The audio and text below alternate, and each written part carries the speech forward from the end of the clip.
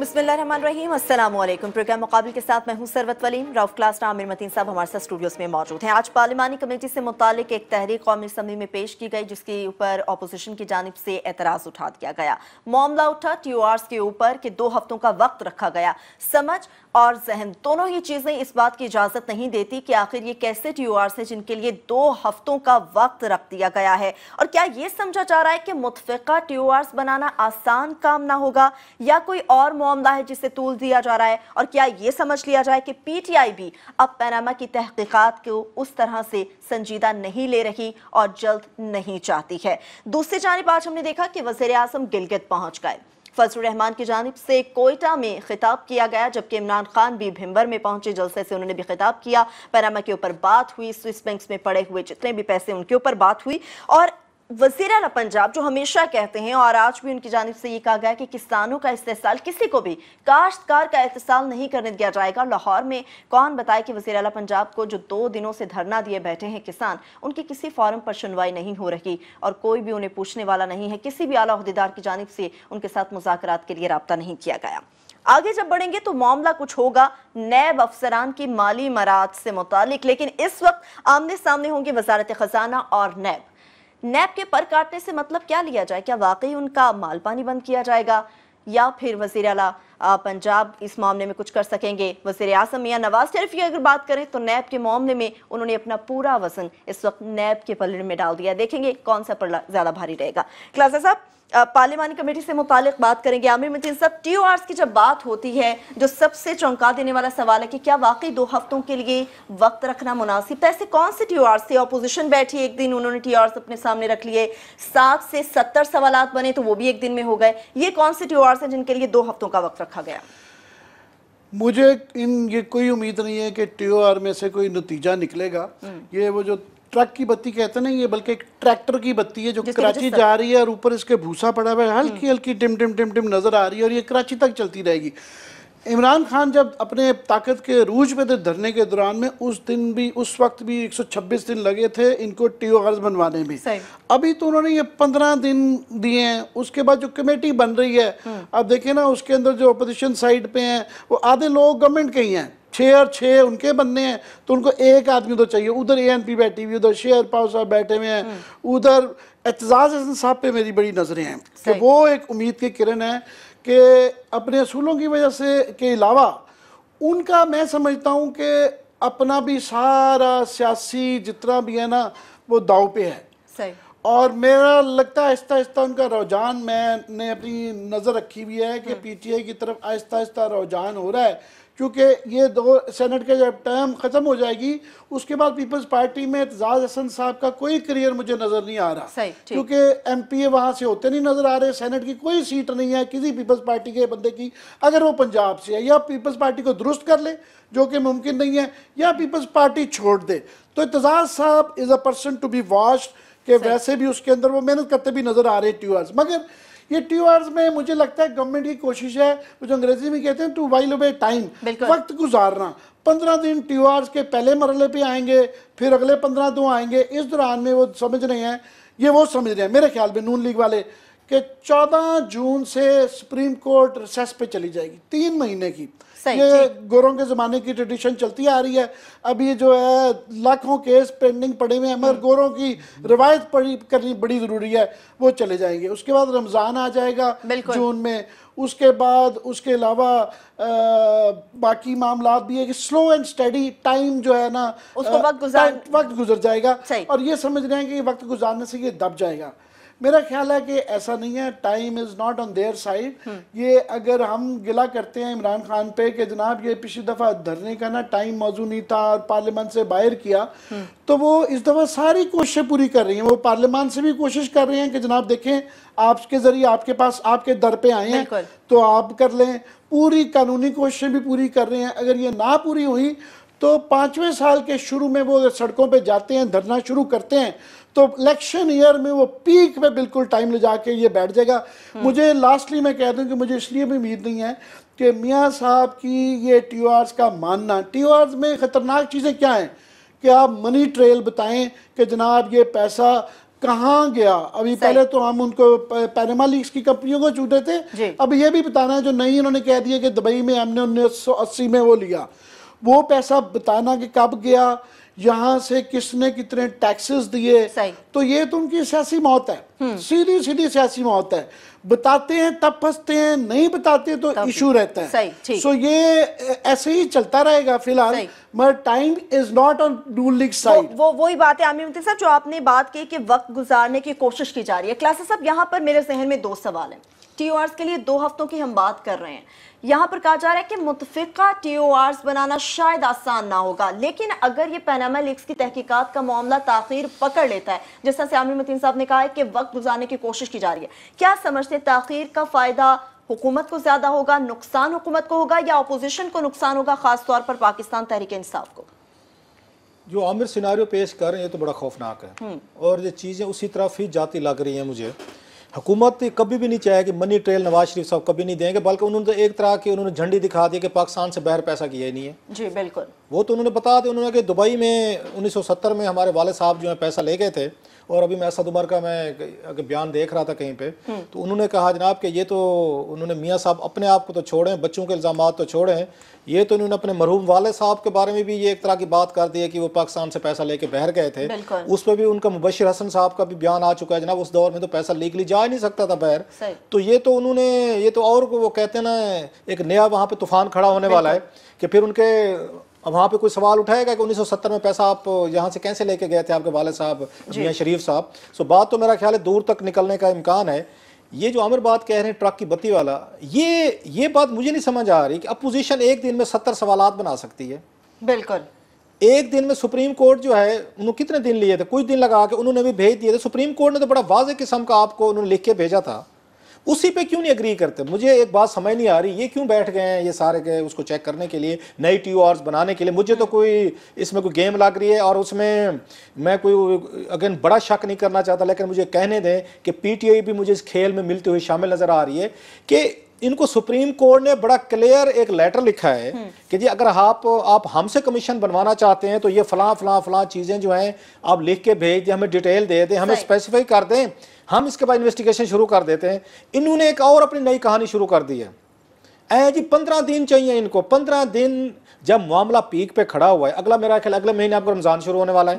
बिल्कुल आपकी एक्टिविटीज वहां पे चली जाएंगी। आमिर जैसे बता रहे सुप्रीम कोर्ट उसके बाद 3 महीने छुट्टियों पे चली जाएगी। भूल गया था एक ये अगस्त का महीना भी याद रहे कि चीफ साहब की अपॉइंटमेंट रफली मुतवक्का है कि नए अगर आने होंगे तो अगस्त को आएंगे, उसको भी टाइम को फ्रेम को देख रहे हैं, टूल देने की कोशिश की जा रही है। ये जो हमें सिनारियो बनता लग रहा है कि उस खेल में सारे शामिल हैं। मेरा ख्याल है पीटीआई जो है ये अपने आप को फिर एक उसमें जा रही है, क्योंकि अगेन इमरान खान की गुफ्तगू से लगता है कि इमरान खान अपने फ्लैट का मनी ट्रेल वगैरह जो भी है वो तो पेश कर देंगे। सही इमरान पे ज्यादा से ज्यादा जो जुर्माना लग सकता है ना, जो मुझे समझ आ रही है कि जनाब आपने पहले डिक्लेयर नहीं किया, 2000 में क्यों डिक्लेयर किया है, ये उस पर हो सकता है कि उस पर कोई उनको जुर्माने लग सकते हैं जी आपने बाद में डिक्लेयर किया, लेकिन वो कह रहे हैं मैंने 2000 में डिक्लेयर कर दिया, जो स्टोरी भी आ रही है सामने आ रही है। सो इमरान के लिए बड़ा आसान है किसी भी कमीशन के सामने जाना और अपना सारे की सारी डॉक्यूमेंटेशन पेश करना और उसका फ्रांसिक ऑडिट करवाना। इतना आसान मियां साहबान के लिए नहीं है, क्योंकि अभी जो स्टोरी आ रही है सामने आ रही है कि 41 जो है इनकी फैमिलीज के जो लोग 43 उन पे तो इल्जामात लग रहे हैं कि पहले आप हुंडी के जरिए पैसा उन्होंने बाहर भिजवाया, हुंडी के जरिए भेजे।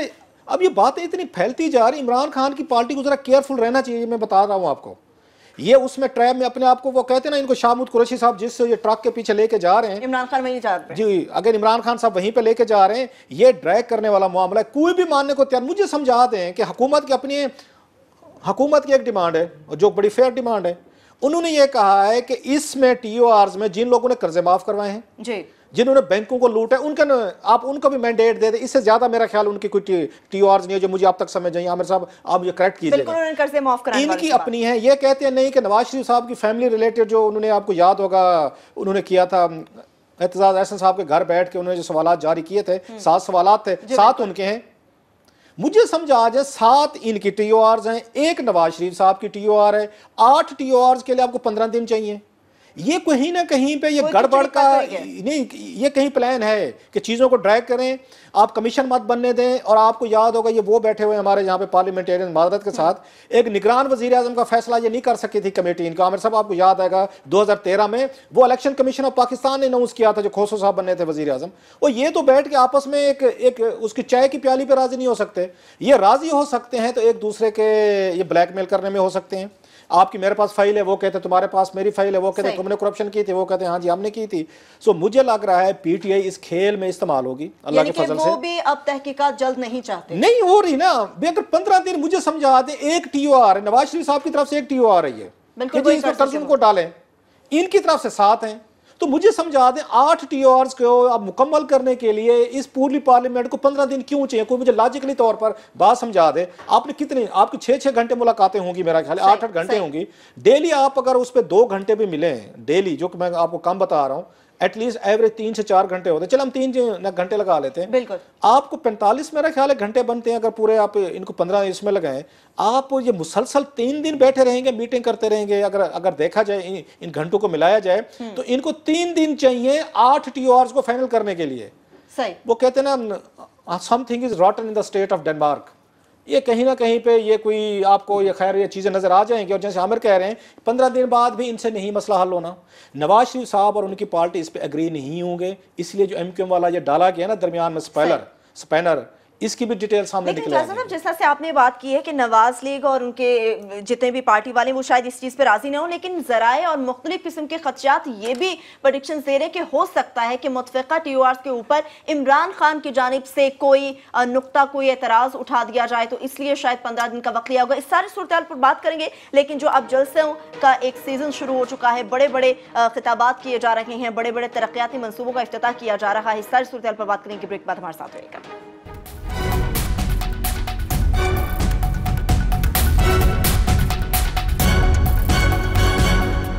एक बार फिर से आपको प्रोग्राम में खुशामदीद कहेंगे। बात हो रही है मुतफ़िका टीओआर्स के ऊपर 2 हफ्तों का वक्त दिया गया। आमिर मंती साहब, आप समझते हैं कि मुतफ़िका तौर पर टीओआर्स सामने आ जाते हैं, हुकूमत उन्हें तस्लीम करेगी या फिर अपोजिशन की जानिब से उन्हें तस्लीम कर लिया जाएगा?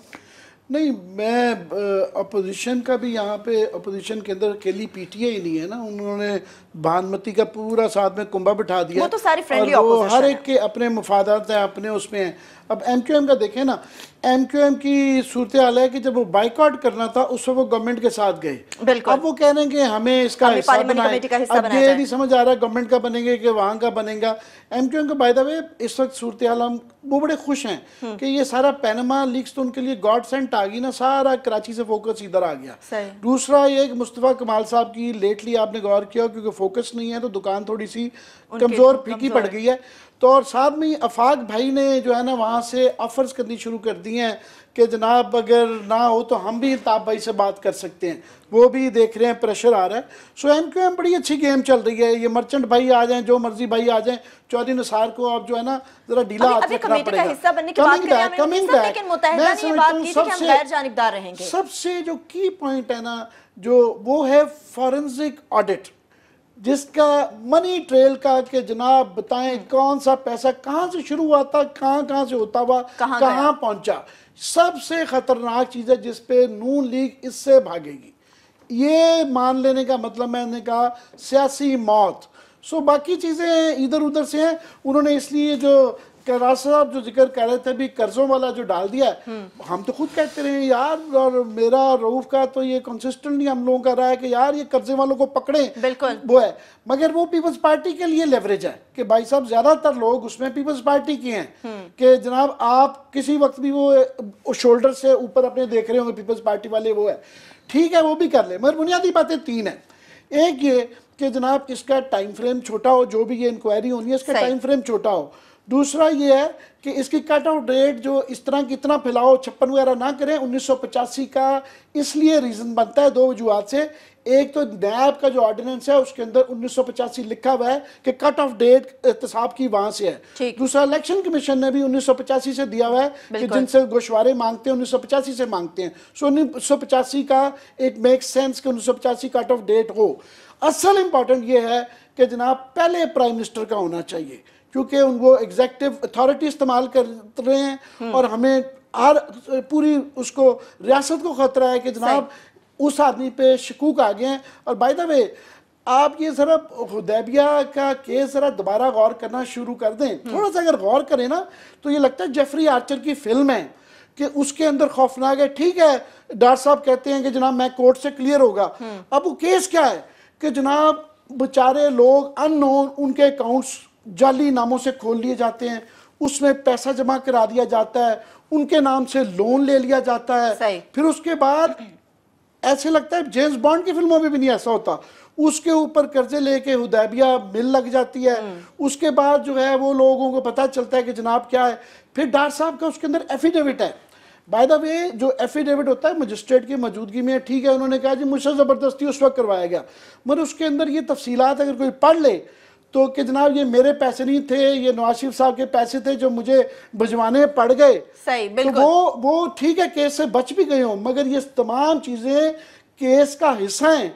और अगर वो शेख्स जो कि इन चीज़ों में मामलात में जो अपने ज़ाती ख़ानदान के लिए पैसे क्यों भिजवाता रहे, वो मुल्क के इस प्राइम मिनिस्टर है और उनका समधी उन्होंने फाइनेंस मिनिस्टर लगाया हुआ है, जिसको उन्होंने सारी अपनी एग्जेक्टिव अथॉरिटी भी दी हुई है कि उनके पास एग्जम्पशन है कि इस्तिस्ना है उनको कि ईसीसी में जिसमें 720 अरब रुपए का डेवलपमेंट फंड है ना जितना, उतने फैसले ईसीसी में हुए हैं, उनको कैबिनेट के अप्रूवल की जरूरत ही नहीं है। लिहाजा एक बहुत बड़ी एनोमली आ गई है, एक बहरान है और ये कोई इसको सीरियसली नहीं लेता। तो ऐसे मौक़ों पे इन हालात में जब एक ख़ानदान का एक पूरा एक कब्जा हो गया है और उन्होंने चेक एंड बैलेंस का जो पार्लिमानी निज़ाम में सिस्टम है, वो मेरी बात लंबी हो गई, वो ख़त्म हो गया है। ऐसे मौक़ों पे मैं समझता हूँ और भी ज़रूरी है, आज आईए रहमान साहब ने बड़ी अच्छी बात की है कि इनको मॉरल अथॉरिटी लेते हुए इनको रिजाइन कर देना चाहिए। इसके अलावा चारा ही कोई नहीं है, ये जमहूरियत का इशू ना बनाए कि जनाब ये बन गया कि जमहूरियत खतरे में, नहीं, लेकिन इसका जमहूरियत से कोई ताल्लुक नहीं है। साहब हमारे मुल्क में कोई भी इशू उठता है तो हमारी जमहूरियत हमेशा खतरे में पड़ जाती है। क्लासेस साहब जिस तरह से लोन की शिक के ऊपर बात हो रही है कि टीओआर में कर्जों की बात शामिल की जाए, वज़ीर आज़म की जानिब से सिर्फ एक ही बात है।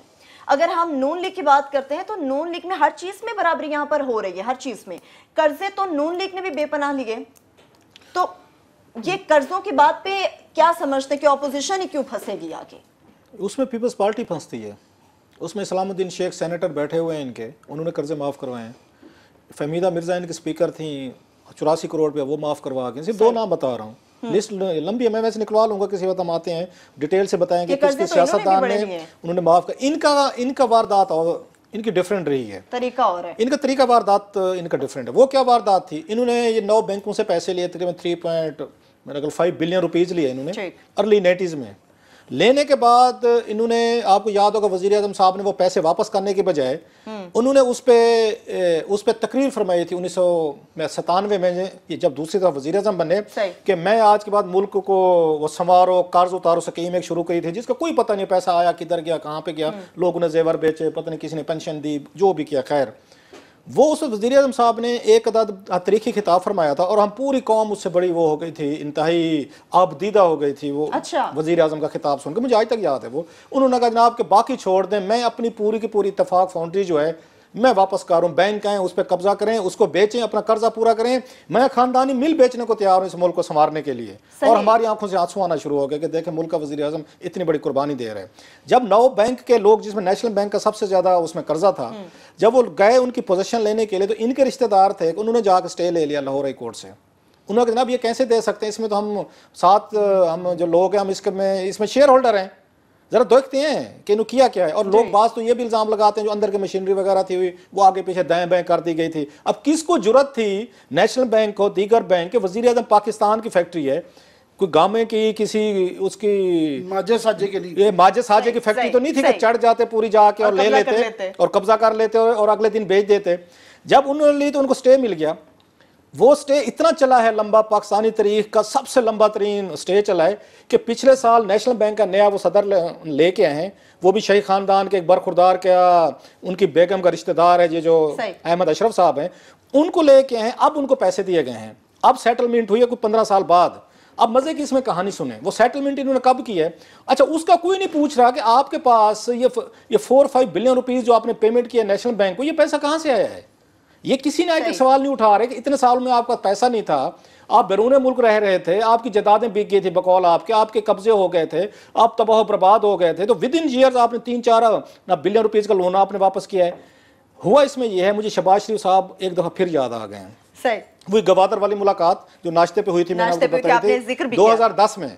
उसमें मैंने स्टोरी की थी उस वक्त अखबार अपने में कि जनाब के ये जो हैं, और डॉक्यूमेंट्स के साथ की थी कि 9 बैंकों का किस किस बैंक का इन्होंने कर्जा देना है और वापस नहीं कर रहे। और ये अभी चीफ मिनिस्टर थे, ये आपको 2010 की बात बता रहा हूँ, चीफ मिनिस्टर थे पंजाब के। और मैं पंजाब का चीफ मिनिस्टर है जो उनके भाई जो हैं वो बैंकों के सबसे बड़े डिफॉल्टर हैं। ये कहते थे हमें डिफॉल्टर ना कहें, हमने तो दे दिया, आगे अदालत ने स्टे कर दिया, तो हम क्या करें। तो मैं कहा सर आपने गलत प्रॉपर्टी दी थी ना, आपने डिस्प्यूटेड प्रॉपर्टी दी, जिसके 7 शेयर होल्डर थे, आपने 7 की प्रॉपर्टी आपने अपने कर्जे से आपने देने के लिए वापस कर दिए। आप फिर अदालत में आप चले जाते कि स्टे खाली करें, और वजीर आज़म पाकिस्तान जो है वो अपनी पूरी प्रॉपर्टी देना चाहते हैं। अब क्या हुआ है, और मुझे शहबाज शरीफ साहब ने खुद ये बात बताई है, उन्होंने कहा कलासा साहब आपने लिखा है कि हमने इनका कितना कर्जा देना है बैंकों का। मैं कहना बगैर सूद के, सूद का मुझे नहीं पता और अभी भी मुझे नहीं पता कि इन्होंने सूद लिया है या नहीं लिया, या माफ़ किया, राइट ऑफ किया है। मैं कि बगैर सूद के आपका 3.5 बिलियन रुपीज़ बनता है। तो पता है मुझे क्या कहते हैं, तो कहते हैं कलासा साहब आप हमें फिर ये डिफॉल्टर नहीं लिख सकते ना, राइट ऑफ। मैं सर फिर उन्होंने कहा जनाब वो जो प्रॉपर्टी है उस वक्त अभी फैसला नहीं हुआ था, सेटलमेंट 2010 की बात कह रहा हूँ। कहते हैं हमने तो इनका 4 अरब देना होगा ना, वो तो 10 अरब की तो उसकी प्रॉपर्टी की उसकी कीमत हो चुकी है आफ्टर 15 ईयर्स। वो लैंड अब ये पता चला वो तो सारी लाहौर में शामिल होगी, कमर्शियल लैंड बन चुकी है। सो वो 4 बिलियन रुपीस दे के आपने 10 से 15 हजार अरब रुपए की आपने फैक्ट्री और जमीन वापस ले ली है। कर्जा वही का वही रहा, यानी प्रॉपर्टी की कीमत 15 साल डिले की वजह से वो बहुत ऊपर 12-15 अभी किसी से लाहौर में, वो तो आपकी लाहौर का कमर्शियल हिस्सा बन गया है। अभी भी जो वापस ली गई है वो बड़े डूबियस तरीके से जिन लोगों ने लिए वो डूबियस है। एक शेर है ना कि वो रिंद के रिंद रहे, जन्नत भी हाथ से ना गई। भाई कर्जा भी उन्होंने वापस कर दिया, 10-15 अरब जो बैंक अगर बेचते तो बैंकों को पैसा मिलता, 10 अरब का मिलता, या आज उनकी प्रॉपर्टी होती उनको फायदा होता। जरा वारदात देखें कितनी बारीक वारदात डाली गई कि 15 साल कर्जा वापस नहीं किया, 15 साल वापस आए हैं अपना, और इंतजार क्या है कि हम हुकूमत में आ जाए, यहाँ पे विफाकी में हमारा अपना वजीर आजम लग जाए, उसके बाद नेशनल बैंक का अपना सदर लाएंगे, उनके साथ डील फरमाएंगे, और फिर उनको 3-4 आके बिलियन रुपीज इनसे पूछा जाना चाहिए वो 3-4 अरब रुपया जो आपने सेटलमेंट की है वो पैसा आपके पास कहां से आया। नंबर एक। दूसरा, इस डील में इन्हें कहें डिनाई करके दिखाएं, आज भी कोई चला जाए, इनकी डील अभी हुई है ना, जो इनकी प्रॉपर्टी की कीमत है, ये शहबाज शरीफ साहब ने मुझे खुद कही हुई है कि 10 अरब रुपए की मेरी प्रॉपर्टी है, जिसके बारे में आप कह रहे हैं हमने उनका 4 अरब देना है। अब 4 अरब रुपया दे के उन्होंने 10 अरब रुपए की प्रॉपर्टी ले लिया, 6 अरब रुपए का फायदा हो गया, और वो फखर भी करते हैं 15 साल तक पेमेंट नहीं होने दी। हमें ये बताया जाए नेशनल बैंक के जो उनके अहमद अशरफ साहब बैठे हुए हैं, जिन पर बड़े सीरियस इल्जामात लगते रहते हैं, उन पर पिटीशंस भी हो चुकी हैं, जो अगेन मैं रिपीट कर रहा हूं, एक साहबजादे के उनकी बेगम के ससुराली रिश्तेदार हैं, वो हमें बताया नेशनल बैंक ऑफ पाकिस्तान कि आपने कितना सूद जो है आपने शरीफ फैमिली से लिया है और कितना आपने माफ किया है, और साथ हमें ये बताया जाए वो 4-5 बिलियन रुपीज आपने दिए हैं, वो कहां से आपने 2-3 सालों में कमा के दे दिए हैं, और प्लस उस प्रॉपर्टी की जो इन्होंने वापस ली है, इन्होंने इत्तफाक फाउंड्री, उसकी मौजूदा कीमत क्या है, वो दूध का दूध और पानी का पानी हो जाएगा, बकौल जो नवाज शरीफ साहब ने कहा कमीशन बनना चाहिए, दूध का दूध पानी का पानी हो जाएगा। सो ये वारदात जो डाली गई है ना, ये बड़ी समझदार लोग हैं। और मुझे एक लास्ट एक और बात याद आ रही है, आपने ब्रेक पे जाना होगा, जब यहाँ सलमान तसीर साहब थे 2010 की बात है, पता 2010 में बड़ी चीजें हुई हैं जो मेरे जहन में आती रहती हैं। 2010 में मुझे सलमान तसीर साहब ने कहा, आपको याद होगा 23 जजेस लगाने थे इन्होंने वहां पे लाहौर हाई कोर्ट के, और जरदारी साहब उस वक्त अगेन सदर थे, बाबर रहमान साहब लॉ मिनिस्टर थे, और सलमान तसीर गवर्नर। उन्होंने लिस्ट रोक ली, जजेस को वो अपॉइंट नहीं कर रहे थे, एडहॉक जजेस। उसकी वजह क्या थी क्लास? मैंने ये पूछी उससे, वो बड़ी इसमें लड़ाई चल रही थी, आमिर साहब को याद होगा। ब्रेक ले लेते हैं छोटे से, चले ले, बड़ा इंतहाई आपको अहम वाकया सुनाना है मैंने, ये अहम वाकया आपसे सुनेंगे। और यकीनन क्लास साहब ने जिस तरह से बताया कि नून लीग का तरीका वारदात इतना मुख्तलिफ है कि यकीनन ये समझा जाएगा कि नून लीग इस सियासी खेल की पुरानी और मंझी हुई खिलाड़ी है। बाकी रह गया जलसों का सीजन और फिर वज़ीर आला पंजाब का ये बयान कि किसी सूरत किसानों का, काश्तकारों का एहतसाल नहीं होने देंगे। ये बयान और अमल में इतना आखिर तजाद क्यों होता है, सारी सूरत पर बात करेंगे। ब्रेक के बाद हमारे साथ रहिएगा।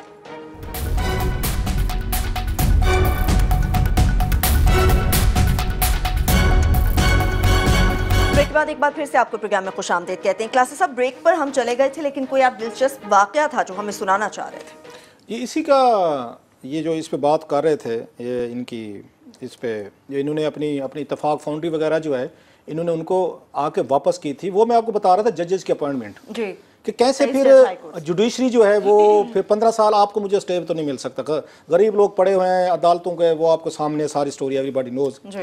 मैंने पूछा गवर्नर सलमान तसीर साहब से, हम किसी जहाज़ में इकट्ठे हो गए, यहाँ जा रहे थे इस्लामाबाद से उस लाहौर के लिए, वो भी बाई चांस मिल गए उसमें, तो मैंने पूछ लिया, मैं सर आपने क्या यहाँ पे एक बहुत बड़ी लड़ाई शुरू कराई हुई है उसके दरमियान सेंटर और आपने इसके दरमियान पंजाब हुकूमत के दरमियान। उन्होंने जी मैंने क्या किया है? मैं जनाब उन्होंने वहाँ पे chief justice Lahore high court जो हैं उन्होंने एक अपनी लिस्ट भेजी है एडहॉक जजेस की, 23 जजेस हैं, आप उनको आगे फॉरवर्ड नहीं कर रहे सदर जरदारी साहब को, और बाबरवान साहब भी अगर नहीं माने और आपने जरदारी साहब को मना किया, सिर्फ गिलानी साहब इस हक में थे कि नहीं जी कर दें।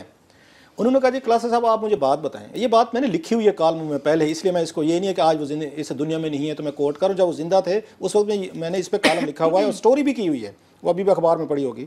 उन्होंने कहा क्लास साहब आप ये बताएं आप कश्मीरी हैं? मैं कि नहीं सर। उन्होंने कहा आप लाहौरी हैं? मैं कि नहीं सर। वहाँ के आपको लाहौर की सियासत, इनकी बिरादरियों का और इनकी अदालतों का, इनके चेंबर्स की आपको अंडरस्टैंडिंग है? मैं कि नहीं सर। उन्होंने कहा फिर मुझसे सुने, वो बड़े फ्रैंक आदमी थे, वो बड़े खुले डुले आदमी थे, ये गवर्नर साहब थे, वो नहीं रखते थे कि मैं गवर्नर हूँ तो ये कोई मुझसे छोटा है, बड़े सबके साथ बड़े अच्छे तरीके से एक खुला डुला स्टाइल था। उन्होंने कहा मैं कश्मीरी भी हूँ, मैं लाहौरी भी हूँ, मैं इनकी सियासत भी समझता हूँ, वकालत भी देखी है, चीज़ें भी देखी हैं। मुझे उन्होंने जेब से निकाली लिस्ट, हर वक्त जेब में रखते थे। उन्होंने कहा ये 23 जजेस हैं, इनमें से 13 जजेस जो है ना वो वही हैं जो मियाँ नवाज शरीफ साहब की फैमिली के हैं। सही, फैमिली से मीन्स इनका क्लाइन है, बिरादरी है। मुझे ये भी कहा उन्होंने कहा ये पता है ख्वाजा उस वक्त शरीफ साहब जो थे, उन्होंने कहा जनाब उनके बारे में पता है वो कौन है? मैं सर कौन है? कहते वो भी कश्मीरी हैं। तो मैं उसके बाद पूछते हैं कि ये जो अपने शहबाज शरीफ साहब वजीर आला हैं वो कौन है? मैंने कहा जनाब वो तो कश्मीरी हैं। उन्होंने कहा जनाब एक जो है चीफ जस्टिस साहब साबिक जो हैं ख्वाजा शरीफ साहब वो कश्मीरी, उन्होंने लिस्ट भेजी अपने उनको शहबाज शरीफ साहब को वो कश्मीरी, उन्होंने मुझे भेजी मैं भी कश्मीरी। उन्होंने कहा इसमें लिस्ट में 12-13 जजेस का नाम उन्होंने पढ़ने शुरू किया। उन्होंने कहा ये 12 जजेस जो हैं ये कश्मीरी हैं। कहते मैं जरदारी साहब को बता रहा हूँ हजूर अगर ये जजेस आपने कोर्ट में लगा लिए, अगर आपने एडहॉक जजेस, तो अगले 25-30 साल का इनका बंदोबस्त हो गया है। ये फिर अदालतों से स्टे भी मिलेंगे, इनको अदालतों से इनको फेवरेबल फैसले भी मिलेंगे। मेहरबानी फरमाएं आप इनको मत करें। और जरदारी साहब मेरे इस बात से कायल हो गए और मुझे कहने लगे आपका मुल्तानी वजीर आजम जो है ना वो अपने पाँव पर नहीं खड़ा हो पा रहा, उसको समझाएं। मैं अक्सर मेरा काम तो नहीं है जर्नलिस्ट के तौर पर समझाना।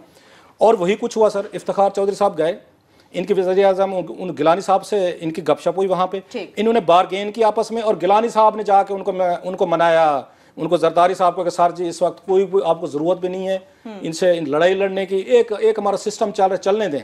सो जरदारी साहब ने गिलानी साहब के कहने पे 23 जजेस लगाए थे एडहॉक के वहाँ पे, जिसमें बकौल गवर्नर सलमान तसीर साहब के 12 के करीब जजेस जो थे वो कश्मीरी बिरादरी के थे। ये उनके अल्फाज हैं, ये मैं नहीं कह रहा हूँ, मैंने रिपोर्ट की हुई हैं चीज़ें। सो जब ये इस तरीके की चीज़ें मैनेज होती हैं कि आपने उसमें एक और बड़ा इल्ज़ाम लगता था, बड़े बड़े जो ये वकील थे ना उस वक्त चीफ जस्टिस की तहरीक के, मतलब हामिद अली खान साहब जो हैं, इन पे लगता था कि इनके चेंबर के लोगों को जज बनाया गया। ये वकील जो बड़े बड़े वकील हैं अपने अपने जज भी लगवाते होते हैं अदालतों में। ये बड़ी लंबी कहानी है कि हर जगह जो है अपना बंदा होना चाहिए, क्योंकि फिर आपकी उससे जाके वो क्लाइंटेज बढ़ती है, आपको फिर आप उससे अच्छे फैसले करवा सकते हैं। सो हर बड़े वकील की कोशिश होती है नए जज लगते वक्त कि हमारे चेंबर का कौन सा जज है या कौन सा नहीं है। सो इसके पीछे जुडिशरी जो है ना को मैं अगर लिंक करूं आज की सिचुएशन, एक बात मैं भी कहना चाहूँ कश्मीरियों से मुतालिक आपने बात की क्लास साहब, वैसे हमारे सामने बैठे हैं आमिर साहब, ये भी कश्मीरी है। उस वक्त मैं आजाद कश्मीर का रहने वाला हूँ, कश्मीरी होने में वो लाहौर में और वो है, मगर ज़ातियात बहरहाल मैं ये समझता हूँ कश्मीरी पाकिस्तान के डायनामिक तरीन लोग हैं। और ये पिछले 50-60 साल में जिस तरह वो आधी कैबिनेट उनकी है, वो उनके पीछे बहुत ज़्यादा सिर्फ ये नहीं है, मेहनत भी है, बड़े बड़े ज़बरदस्त ब्रेन लोग भी हैं इसमें वो नहीं है। मगर ये इनका असल इशू है कि इनका क्लैनिश होना या कश्मीरी या हम ख्याल होना जो है ना उस कल्चर का हिस्सा होना, उसका लिंक जो क्रास साहब ने जो बड़ी खौफनाक बताई है ना कि जुडिशरी में भी आप देखें जब 30 सालों में से 21 साल आपकी पंजाब में हुकूमत हो, सिंध की में उनकी 23 साल पीपल्स पार्टी की हुकूमत रही हो, तो ये जो हम बात करते रहते हैं कि सारा सिस्टम रिग कैसे होता है कि आप उस दौरान में जो आपने जजेस लगवाए हुए थे वो सुप्रीम कोर्ट में आपके जज भी आ चुके हुए हैं, आप उन्हीं में से चुन के इलेक्शन कमीशन के अंदर बंदे भी लगवा देते हैं, इस तरह के कमीशन भी रिग हो जाते हैं। फिर साथ में आपने स्टेट बैंक में भी अपनी का मर्जी का बंदा लगाना है, पैमरा में भी, SCCP में भी, हर इदारे में अपना बंदा, या वो कश्मीरी अपना पीटीवी का नहीं कहा। पीटीवी ऑफ कोर्स, पीटीवी में थोड़ा बहुत वो जो मोहम्मद वालिक साहब ने वो भी कश्मीरी लिंक था, वो भी कश्मीरी लिंक है जो भी था, अभी वो बिल्कुल वहां भी गंद पड़ गया है सारा, उस पर लदा जाएंगे। मगर कमिंग बैक, इसीलिए एक एक्स्ट्रा ऑर्डिनरी सिचुएशन है कि ये जो TORs और ये जो बनना चाहिए कि यहाँ पे रिग हो गया है। और मेरी एक दरख्वास्त सबसे इंपॉर्टेंट खास साहब इसमें ये है कि ना सिर्फ कि ये एक्स्ट्रा ऑर्डिनरी सिचुएशन है, इसलिए एक्स्ट्रा ऑर्डिनरी कमीशन होना चाहिए और उसकी extra ordinary debate extra ordinary circumstances की वजह से लाइव टीवी पे दिखाई जानी चाहिए। ये बंद कैमरे में नहीं होना चाहिए कुछ भी, ताकि लोगों को पता चले। क्योंकि ये जो बहस रहती है कि जनाब हर कहता है, पीपल्स पार्टी वाले भी कहते हैं, नून लीग वाले भी कहते हैं कि जनाब हमारी तो पीपल्स मुखालिफ पार्टी ने 2-3 दहाइयों से, ये परवेज रशीद का साहब का फेवरेट जुमला है कि हमारी तो इतनी तफ्तीशें हो चुकी है, 25 साल से कुछ भी नहीं निकला। सही, रॉन्ग, गलत बात है। 1990 की दहाई में एक पार्टी जब दूसरी पे तफ्तीश शुरू करती थी, उसकी हुकूमत चली जाती थी और एस्टेब्लिशमेंट के मफाद बदल जाते थे। यही ये 1990 की कहानी है। बाद में मुशर्रफ साहब ने जब शुरू की तो इन्होंने, जब ये सऊदी अरेबिया चले गए, तमाम इंक्वायरीज बंद हो गई थी। नैब भी 6 महीने साल के बाद बंद हो गई थी और उसके बाद फिर NRO सबको याद है कि वो हुआ। तो असल बात यह है, और मैं 1990 की दहाइयों का और 80 की दहाइयों का सहाफ़ी हूँ, तो मैं बता सकता हूँ, यकीन करें उस वक्त टेलीविज़न नहीं था, चंद अखबार होते थे, उनके चंद न्यूज़ एडिटर और सब एडिटर वो मैनेजेबल थे। और उस ज़माने में 1990 की दहाई में ये खबर जो आज हम बातें कर रहे हैं ना, बहुत बड़ा ये खबर आ जाती थी तो आपके उठाए जाने का खतरा था। इतनी दहशत थी आपकी कि आप रह ही नहीं सकते थे। तो सारा का सारा रिग्ड, मैनिपुलेटेड और फिक्स्ड था, नूरा कुश्ती टोटल। सो इसलिए मुल्क इस हाल पे पहुंच गया। और इमरान खान ने, मैं जो कह रहा था, उनकी बड़ी अच्छी परसों स्पीच थी, उन्होंने लिंकेज एस्टैब्लिश किया है कि जनाब उस इस करप्शन के होने की वजह से, इस सिस्टम की खराबी की वजह से अब ये हाल हो गया है कि उस गाय के अंदर दूध नहीं रह गया और उसमें से लोग भूखे मर रहे हैं। और ये उसका लिंकेज है करप्शन का गुर्बत के साथ। ये मैं इसलिए उस दाद दे रहा था। ये आपने जो बात की, एक छोटी सी ब्रेक लेते हैं क्लासेस साहब, जब हम वापस आएंगे तो कुछ मुझे मोहम्मद मालिक का टेलीफोन भी आ रहा है, लगता है कि मालिक साहब हमारा शो देख रहे हैं। अच्छा, तो कुछ हमारी क्लास लेना चाहते हैं। ब्रेक में मेरा फोन भी सुनता हूं उनका। बिल्कुल, एक छोटी सी ब्रेक ले लेते हैं और वापस आएंगे। किसानों के मामले पर तो बात होगी, लेकिन मामला माली मराद का भी डिस्कस किया जाएगा, जिसमें इस वक्त वजारत खजाना और नैब आमने सामने आ गए। किसका पलड़ा ज्यादा भारी रहेगा, बात करेंगे एक ब्रेक के बाद। हमारे साथ रहिएगा।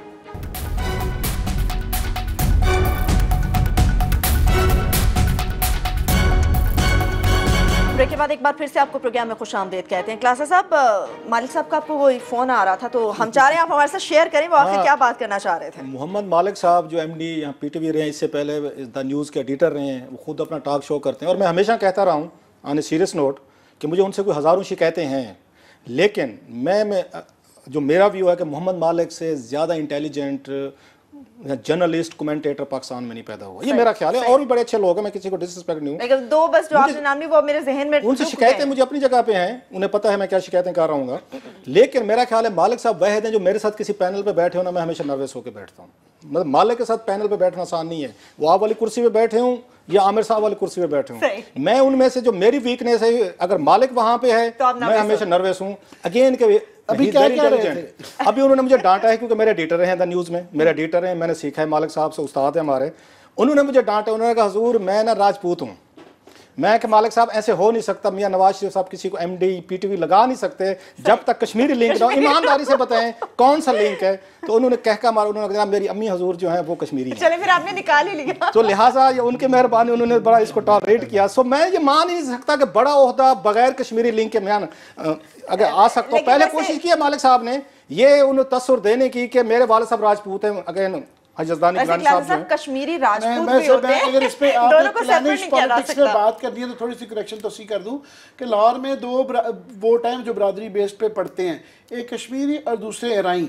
इनके मियाँ साहब की फैमिली की जो शादी है, जिस तरह के चौधरी शेर अली हो गया या अभी ये मियाँ मुनीर के यहाँ जो है शादी हुई है, तो इनकी जो सियासी और अज़दवाजी रिश्तेदारियाँ और बिजनेस रिलेशनशिप बनती हैं या ईरानी होना या कश्मीरी। ईरानी भी आप डाल लें, उनका भी आमिर साहब ये बताएं, हमारे और भी टॉपिक थे वो इधर चले गए हैं। मुझे ये बताएं जो अराई पैदा नहीं हुए, जो कश्मीरी पैदा नहीं हुए, तो उनको पाकिस्तान में अच्छी पोजीशन, पोस्टें, ओहदे नहीं मिल सकते। अब क्या करें? मतलब अगर हम नहीं पैदा हुए, अराई नहीं पैदा हुआ, जब कश्मीरी नहीं पैदा हुआ। पंजाब के अंदर जो है ना, वो जो दो ट्रेडिशनली ताकतवर दो क्लैंस माने जाते हैं नंबर वाइज और ताकत वाइज, वो राजपूत और जो है ना जाट हैं। उन बेचारों से पूछे वो कैसे रोते फिरते हैं। मगर क्योंकि उनका पकड़ इन्होंने तरीका निकाल लिया है कि वो देखे ना किस तरह बड़े से बड़ा राजपूत, इतने बड़े बड़े राजपूत राणा सांगा की औलाद में से और रंजीत सिंह के बहुत बड़े जानशीन जाट जो हैं पीछे इनके यूं अर्जियां लेके भेजे होते हैं। ये उनको मैं इसलिए कह रहा था कश्मीरी जीनियस। आप नेहरू को देखें ना, ऐसे तो कश्मीर नहीं था छोड़ा,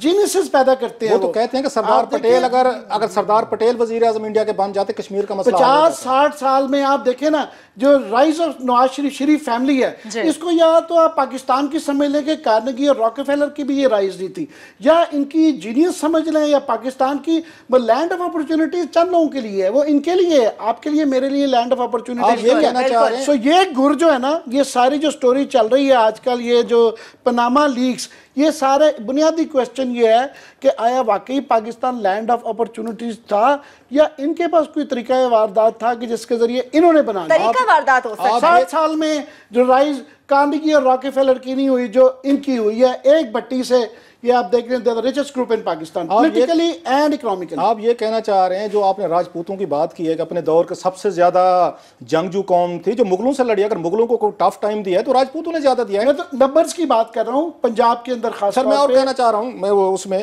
कि चौधरी निसार अली खान साहब सबसे बड़े राजपूत, लेकिन दिफा किनका कर रहे हैं और दिलो जान से कर रहे हैं कश्मीरियों का जो बात आपने की ना, राजपूत भी तो होते हैं ना, पता नहीं अब आपने नया मुझे बता रहे, मैंने कभी नहीं सुना ये। वो जो एतजाज की लड़ाई थी, एतजाज याद रहे कि रंजीत सिंह का ट्राइब वड़ाइच ट्राइब था, तो ये एतजाज चौधरी साहब रंजीत सिंह के जानशीन हैं और ये 100-200 साल पुरानी बात है, इनके परदादा शहदादा। और वहाँ पे राणा सांगा की जानशीनों में से राजपूत जो है ना तमनदार चौधरी निसार, तो वो चौधरी निसार साहब को एक मिनट नवाज शरीफ ने इशारा किया था कि इसकी बात का वो जब लड़ाई हुई थी जवाब नहीं दिया। सो ये सदियों पुरानी जो कौरवों पांडवों की और राजपूतों की और जाट्स की लड़ाई थी, उसका फैसला अभी कश्मीरी करते हैं। ये देखिए ना, अगर आप एक ये racist, I hate to be racist, मगर क्या करें, ये पाकिस्तान की सियासत जो है और पंजाब की खास तौर पे ये बरादरी बेस्ड है। राजपूतों का फाल है, फितरी बात कर रहे हैं आप आमिर साहब, ये राजपूतों का फाल है या राइज है? राजपूतों का इस उसमें तो पिछली उसमें जो था ना परवेज लाइक वगैरह की, उनका सारा कसूर जाट्स की तरफ था, इनका सारा कश्मीरी और अराइयों को एडजस्ट ये करते हैं। राजपूत तो बेचारे तो कहीं नज़र नहीं आते, इनकी कैबिनेट में 2 हैं, एक वो आपके प्लानिंग वाले एहसन इकबाल साहब हैं, वो बेचारे एक दही का डब्बा उनको सुबह लेके भेज देते हैं, वो सारा दिन प्लानिंग कमीशन में कहते रहते हैं। दूसरे चौधरी निसार साहब हैं, वो भी देखें पितली गली में आजकल रहते हैं, नज़र नहीं आते। तो ये आपको प्रोमिनेंट आप ये सोचे कोई जाट प्रोमिनेंट नजर आता है आपको इनकी कैबिनेट के अंदर? They are the biggest group of Punjab, कोई है ही नहीं है, नजर ही नहीं आता। अब क्या कहेंगे क्लास? इन्होंने भाई गुज्जर 1-2 उन्होंने दानियाल चौधरी रख लिया, वो सारी बरादरी की जो है ना वो ये है कि वो पूरी कसर कर दी है, ये आप कह सकते हैं। वो तो 1 मैन डेमोलिशन स्क्वाड हैं, वो तो 1 मैन आर्मी है दानियाल अजीज साहब जो हैं, और उनको मैं इसलिए कमेंट नहीं करूंगा, उनको 7 खून मैंने माफ़ किए हुए हैं। पहले परवेज रशीद साहब को किए थे, एक लिस्ट बना रहा हूँ मैं आजकल के, एक 5-6 लोगों को जिनको कुछ नहीं कहना उनको खून माफ कर दें, जो कहते रहे जो बोलते रहे। एक अब वो स्टोरीज हमारी थी, वो आज उनके जाट्स, कश्मीरी, अराइयों, राजपूतों की उसमें चली गई हमारी। मुझे एक आया बड़ा जरूरी, वो मैंने, अगर मुझे इजाजत दें स्टोरी तो हम बाद में कर लेंगे। मुझे ये शोएब मलिक जो हैं हमारे पाकिस्तान क्रिकेट टीम के कप्तान रहे हैं, मुझे उनको थोड़ी सी ना मैं उनको अप्रिशिएट करना चाहता हूँ शोएब मलिक साहब को। उनके भाई हैं इमरान मलिक सियालकोट में। जब हमने आके दुबई लीग्स को हमने पार्ट 2 किया था तो उसमें हमने बताया था कि शोएब मलिक जो हैं उनका भी दुबई में 1 अदद प्रॉपर्टी है। हमने उनका वर्जन भी लिया था और मलिक साहब ने कहा था कि हमने अपने टैक्स रिटर्न में मैंने ज़ाहिर की हुई प्रॉपर्टी। हमने उनको कहा कि आप हमें वो अपना टैक्स रिटर्न जहाँ पे जाहिर किया हमें भेज दें। अच्छा, ये बात हमें 20 लोगों ने बताई जी, हमने टैक्स रिटर्न में शो किया हुआ है तो भेजी हमें किसी ने नहीं है, इतनी जरूरत का मुजाहरा नहीं। ये उसको क्रेडिट दें शोएब मलिक को या उनके भाई इमरान मलिक को, उन्होंने बाकायदा आज मुझे फैक्स किए हैं अपने, उन्होंने टैक्स के रिटर्न जो हैं आके व्हाट्सएप पे, जिसमें उन्होंने बताया गया है और एक साथ में हमारी करेक्शन भी की है। उन्होंने कहा मेरे भाई के एक नहीं है 2 प्रॉपर्टीज हैं, लेकिन दोनों के दोनों उन्होंने कहा जी हमने टैक्स एसेट्स में पाकिस्तान में गोशवारों में डिक्लेयर किए हैं। ये फर्क है जो हम पाकिस्तान के लोग बात में कहते हैं इसमें करप्शन क्या है, इसमें गलत क्या है। ये ऑनरेबल वे है जो शोएब मलिक ने लिया है कि उन्होंने प्रॉपर्टीज अगर खरीदी वहां पे उस दुबई में, उन्होंने प्रॉपर पाकिस्तान में जो अपने गोशवारे जमा कराए, दोनों के उन्होंने प्रॉपर्टीज के एड्रेसेस लिखे, आगे उन्होंने उनकी कीमतें लिखी। अब ये लीगल है, एब्सोल्युटली नो, उस पर कोई क्वेश्चन नहीं हो सकता। प्रॉब्लम कहाँ पे आ रहा है लोगों का, पाकिस्तानियों को कंफ्यूजन हो रही है। वो ये कहते हैं उनका पैसा जहां चाहिए। नो नो नो, जायदादें खरीदने में क्या मसला है? दुबई को दुबई बनाने में एक दौर होता था, पाकिस्तानी दुबई जाते थे, वहां से अमीर होके आते थे। दुबई चलो ड्रामे होते थे कि जो दुबई से आता था अमीर होके। आजकल जो पाकिस्तानी जाते हैं ये दुबई को अमीर कर रहे हैं। अब वहां दुबई वाले इंतजार कर रहे हैं कि पाकिस्तान से माल कितना आ रहा है। सो हम कह रहे हैं कि अगर आपने पाकिस्तान में कमाया है, आपको अपने मुल्क पे ट्रस्ट नहीं है, चाहे आप एयर वाइस मार्शल हैं, चाहे आप जर्नल हैं, चाहे जर्नलिस्ट हैं, चाहे ब्यूरोक्रेट हैं, सियासतदान हैं, आपको अपने मुल्क में सरमायाकारी महफूज नहीं लगती, आप जाके दुबई में करते हैं। बिल्कुल करें जी, आपको अपने मुल्क पे आपको भरोसा नहीं है, फेयर इनफ। लेकिन आपको ये पाकिस्तान के लाज में अगर यहाँ रहना है, अगर नहीं रहना दुबई जाके सेटल हो जाए, हमें कोई एतराज नहीं है। अब आप अमेरिका चले जाएं, यूरोप आप चले जाएं, जो मुल्क आपको अच्छा लगता है, इस मुल्क पे ट्रस्ट नहीं है आपको, इसकी वायबिलिटी पे, इसकी सस्टेनेबिलिटी पे, यू में लीव, जाएं और मजे करें, हमें कोई एतराज नहीं है, आप रहें। लेकिन अगर आप इस मुल्क में रह रहे हैं, इस मुल्क की इनकम कमा रहे हैं, यहाँ से पैसा कमाते हैं, जिस तरीके से कमाते हैं हलाल होगा मान लेते हैं, then you have to declare. आप जाएं वहां पे टैक्सेस भी दें, इनकम टैक्स भी दें, गोशवारों में भी उनको शो करें अपनी प्रॉपर्टी। ये नहीं हो सकता कि आप यहाँ से माल भी कमाएं, आप पैसे भी कमाएं और हमें आके फिर उसके बाद कि मैं इसको डिक्लेयर भी नहीं करता, मैं बताता ही नहीं पैसे कहां से आए हैं, मैंने खरीद लिए, आप कौन पूछने वाले होते हैं। बिल्कुल, ये जुर्रत का मुजाहरा है, ये जुर्रत का मुजाहरा एप्रिशिएट करते हैं उसको शोएब मलिक को। उन्होंने कहा मेरी एक नहीं है, हमारे पास एक का रिकॉर्ड था, उन्होंने कहा 2 हैं, ये मेरे टैक्स रिटर्न्स हैं and thank you very much. हमने उस वक्त इल्जाम नहीं लगाया था। हैदर की भी इस तरह उन्होंने भी भेजी थी, जो हमें भेजेगा ये ना करे कि अपने घर से एवीएम साहब की तरह लहरा के हमें भेजे नहीं, हम चेक करेंगे वो तो करेंगे। क्विकली मैं भी ये कह दूं कि नैब का हमने लॉन्च करना था, बीच में रह गया। मुख्तसरन ये बता दूं कि वहाँ इस वक्त केओस की सूरत हाल है। टोटल जो है 3 डीजीज उनके इस वक्त जो है ना एक्सपायर हो चुके हुए हैं, लाहौर केपी खाली हैं, एंड डीजी ट्रेनिंग वो पहले वो लगाते थे वहाँ पे कि 20वें ग्रेड के 21वें में वो एक्सपायर हो चुकी हैं, सेनेट ने मना कर दिया। अब वहाँ कोशिश की जा रही है कि मुस्लिम हानी साहब, जज साहब, बहुत मैं उनका मद्दा हूं, उनका फैसला है कि जनाब आप नए ऑन स्केल पे नहीं लगा सकते। ठीक है, वही बात है, वहाँ कोशिश की जा रही है और उसको इतना हम देख रहे हैं, होने नहीं देंगे। बिल्कुल कि नैब का जो मामला है वक्त की कमी का सामना था, आज डिस्कस नहीं कर पाए। इंशाल्लाह आइंदा आने वाले प्रोग्राम्स में इस तमाम तर सूरत हाल पर बात करेंगे। वो तमाम लोग जो ये सवाल उठाते हैं कि दुबई में जायदादें बनाना कौन सा गैर कानूनी है, दुबई में जायदाद बनाना गैर कानूनी नहीं, मगर यहाँ पर जो आप गोशवारे जमा करवाते हैं उनमें उन्हें जरूर डिक्लेयर करें। इसके साथ ही प्रोग्राम अपने इख्तिताम को पहुंचता है। अपना बहुत सा ख्याल रखिए, खुदा हाफिज़।